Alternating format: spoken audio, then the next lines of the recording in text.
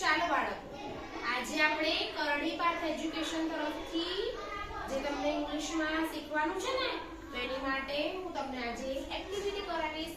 જેનું નામ છે ફોકસ એક્ટિવિટી. બોલે છે એ ધ્યાનથી સાંભળવાનું છે તમારે.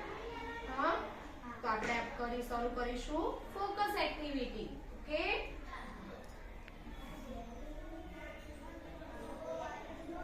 Your eyes.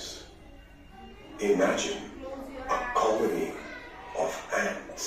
They walk along in a neat line, following their leader. It is lunchtime.